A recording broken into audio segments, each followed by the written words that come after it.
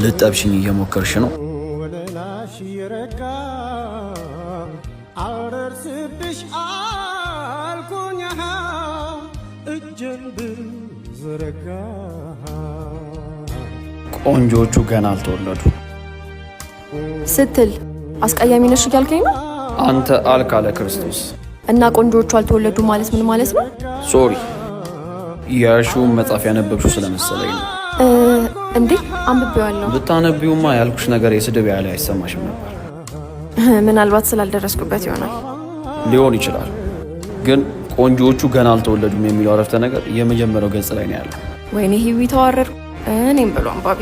ሙዚቃው ግን ያንቺ ምርጫ ከሆነ በጣም ግሩም ምርጫ ነው።